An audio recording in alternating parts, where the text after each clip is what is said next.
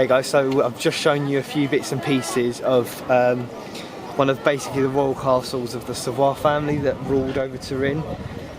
One thing that okay, so battery just died, so might look a bit different. So what I was saying is that the area feels kind of distinctly French, having been ruled by the Savoy family, or Savoy. It was kind of part of an area that kind of covered southern France and northern Italy for quite a while. So again, it's one of those things in Italy, everywhere feels really different. There are parts that feel quite German, parts that feel quite French, and parts that are just unto their own. But yeah, it's a really interesting distinction to see, which we don't find in the UK, which maybe has a more kind of unified kind of culture that doesn't vary as much. It does vary place to place, but maybe not quite to the level that I'm seeing in Italy. It's definitely interesting as an outsider to see.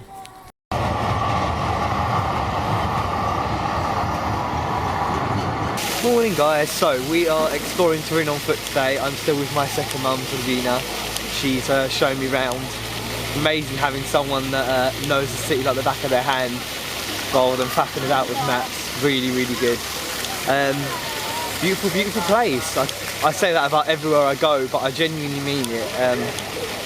It's just a pretty city. I wasn't expecting it to be kind of this picturesque.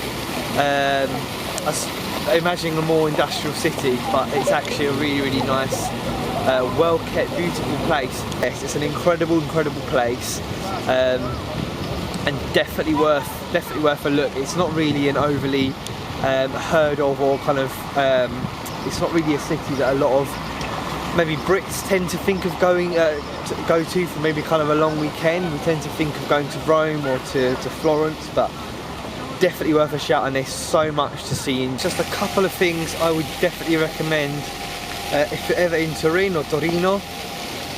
Firstly, I would definitely suggest you go up in the panoramic lift. I'll give you some details in the description. Usually I think they're overpriced and a bit useless, because you can usually kind of get a pretty good view going up a hill or up something else, and you get the kind of same view.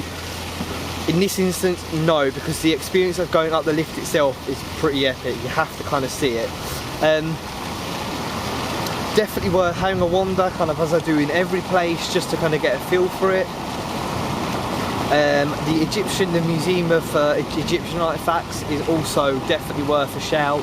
As I said before, I've been to the British, but the museum here has some incredible things in it that you just don't see in the British Museum in London.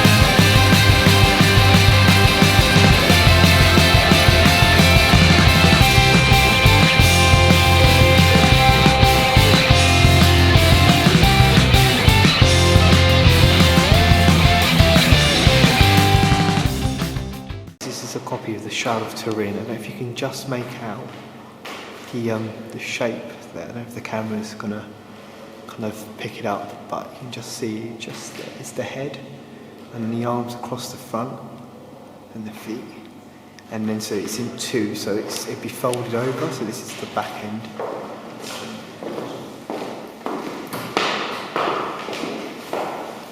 So this is obviously a copy. It's not the original, which is kind of kept hermetically sealed under wraps. No one's allowed to see it. It comes out occasionally for the public to see, but otherwise it's kept completely protected.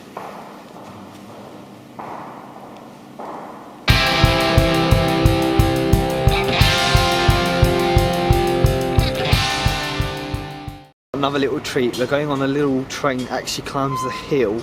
Should have a pretty epic view of Turin, and also we're seeing a cathedral on the top called La Superga.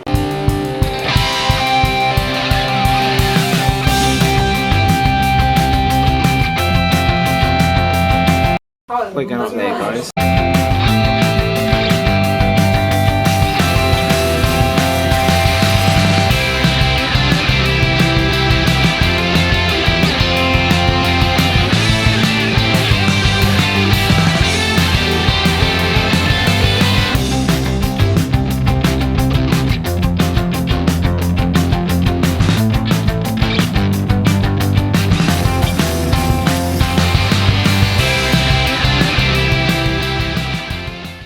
As we've made it to the top, check out A, the basilica, and B, the view.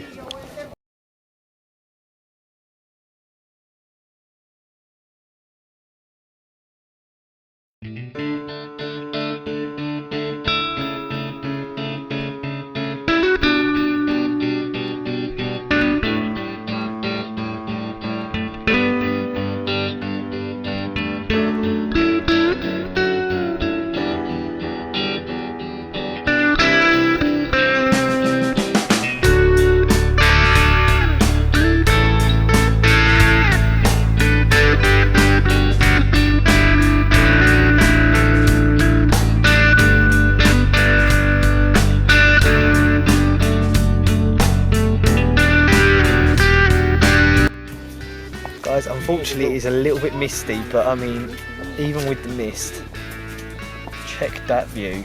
I mean, look, you can see just in the background there, if the camera's going to pick it up, there's just a mountain peak just kind of popping up, and the whole of Turin just kind of laid out. It's absolutely freaking incredible. Right guys, so we've come to Turin by night with some of my amazeballs cousins that I've met. So we're on the biggest portico piazza in Europe, so they tell me. In other words, it's the biggest piazza with the porticos that go all the way around the edge.